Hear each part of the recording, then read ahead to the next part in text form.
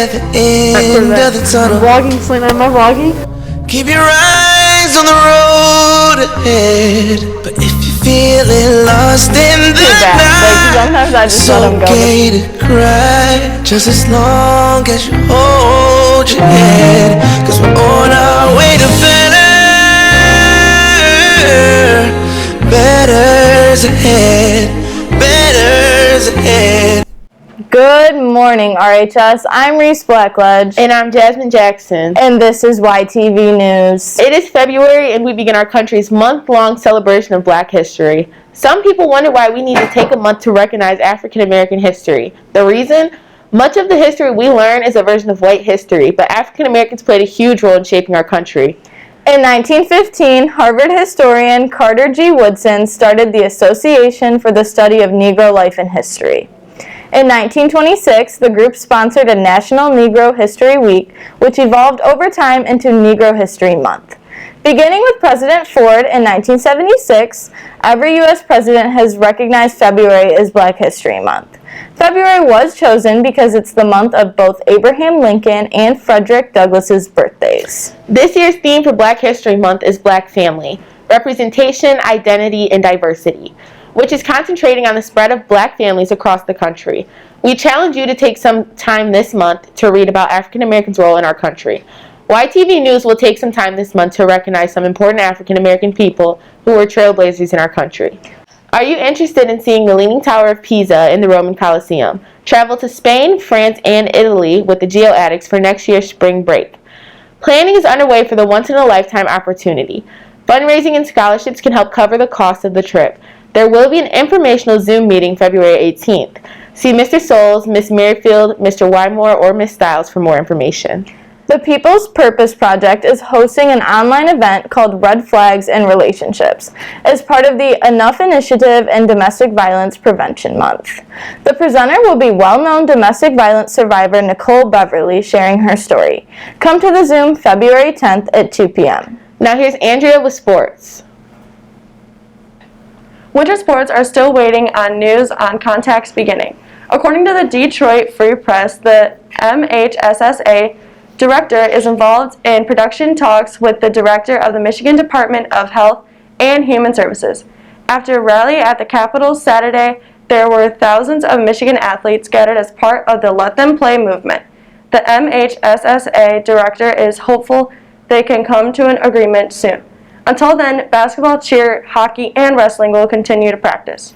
Swimming and bowling, however, have begun their seasons.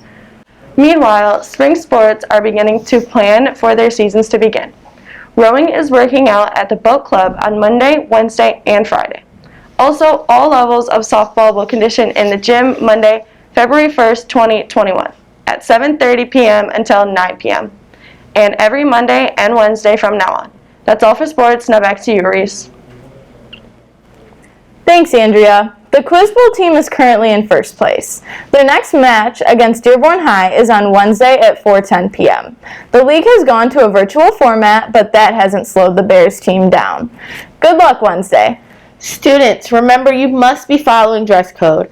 The two biggest issues staff has noticed are hats or hoods and bare midriffs. Remember that head coverings cannot be worn in school and your stomach must be covered. Also, remember you must be properly wearing masks over your nose and mouth at all times. Also, follow the signs throughout the building to help control the flow of traffic and remain as distanced as possible. COVID has affected each of our lives differently, and you never know how someone has been impacted. Sam Bayon talked to some students about the impact this virus has had on their lives. Hey RHS, with COVID being a huge part of everyone's lives right now, I went and asked a few students how it has affected them personally. COVID has impacted me a lot. It impacted my grades, my sports. It also impacted how much I see my family, and it almost took my grandma away from me. COVID has definitely messed with my motivation for school and other daily activities. I find myself waiting to the last minute to do assignments because I just don't feel like it, especially when I'm in my bed all day or just at home. It's not the same environment as if I were in school. COVID has affected me by affecting all my sports. We can't start the season how we normally would And for like basketball, like we had to wear a mask and like socially distance, and it's hard whenever we had to run and everything. And I also can't hang out with all my friends how I normally would, so it just kind of like isn't as fun as it normally is. COVID's affected my life in many ways. It's taught me to be appreciative for the little things that we have in life and how to chase the bag. Those are some good answers. We will all get through this together.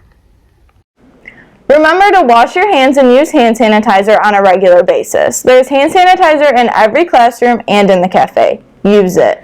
Don't forget you still have time to order your yearbook. Order at yearbookordercenter.com and use the RHS school code 10884 for easy ordering. The Y News school newspaper is still hard at work telling your stories. This year they are publishing online at rhsbears.com. Be sure to check it out. While you are at the website, you can also listen to the latest episode of our Dot Radio podcast featuring Jude Rodriguez, Nick Kiss, and Alex Dakin. Now, let's take a second to get to know another RHS student. You may not get to see everyone in the halls each day, but RHS is filled with amazing people. And Junior, Jordan Geisig is just one of them.